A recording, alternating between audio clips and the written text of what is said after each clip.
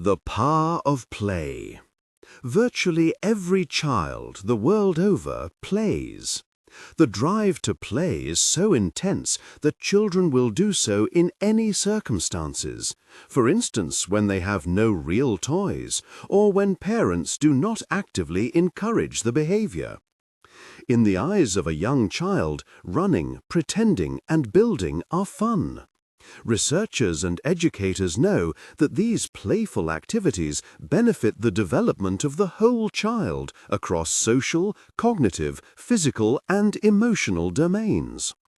Indeed, play is such an instrumental component to healthy child development that the United Nations High Commission on Human Rights, 1989, recognized play as a fundamental right of every child. Yet, while experts continue to expound a powerful argument for the importance of play in children's lives, the actual time children spend playing continues to decrease. Today, children play 8 hours less each week than their counterparts did 2 decades ago. Elkind, 2008.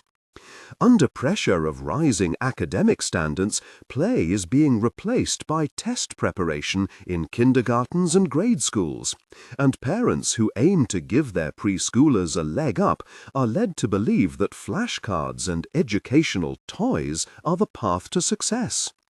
Our society has created a false dichotomy between play and learning. Through play, children learn to regulate their behavior, lay the foundations for later learning in science and mathematics, figure out the complex negotiations of social relationships, build a repertoire of creative problem-solving skills, and so much more. There is also an important role for adults in guiding children through playful learning opportunities. Full consensus on a formal definition of play continues to elude the researchers and theorists who study it. Definitions range from discrete descriptions of various types of play, such as physical, construction, language, or symbolic play, Miller and Allman, 2009, to lists of broad criteria based on observations and attitudes that are meant to capture the essence of all play behaviors. Example, Rubin et al., 1983. A majority of the contemporary definitions of play focus on several key criteria. The founder of the National Institute for Play, Stuart Brown, has described play as anything that spontaneously is done for its own sake.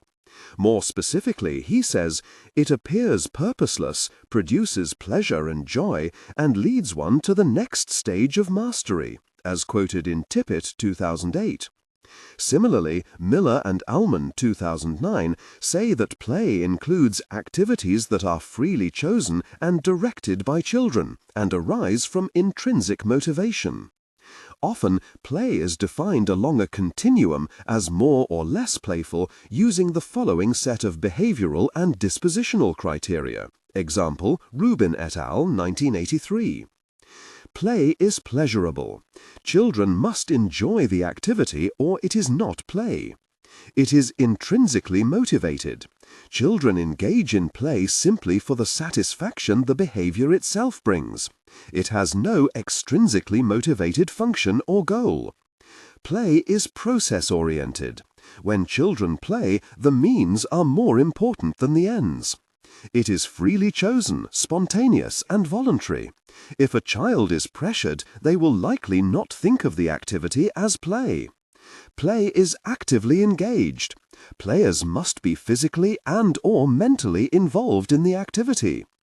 Play is non-literal. It involves make-believe.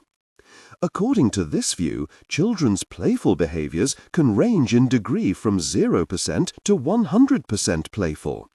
Rubin and colleagues did not assign greater weight to any one dimension in determining playfulness.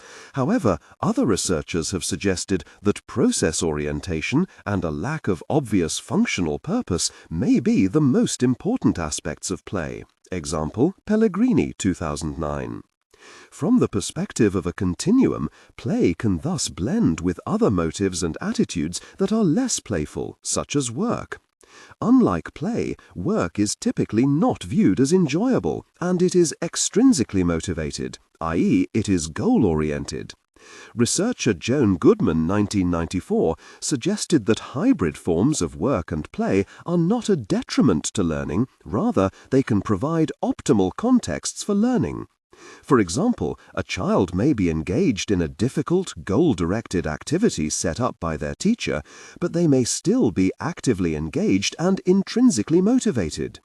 At this midpoint between play and work, the child's motivation, coupled with guidance from an adult, can create robust opportunities for playful learning. Critically, recent research supports the idea that adults can facilitate children's learning while maintaining a playful approach in interactions, known as guided play. Fisher et al., 2011. The adult's role in play varies as a function of their educational goals and the child's developmental level. Hirsch-Pasek et al., 2009.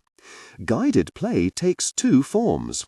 At a very basic level, adults can enrich the child's environment by providing objects or experiences that promote aspects of a curriculum.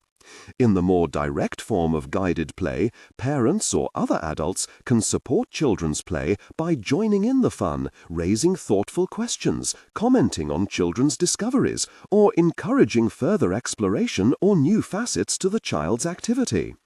Although playful learning can be somewhat structured, it must also be child-centered. Nicola Polio et al., 2006.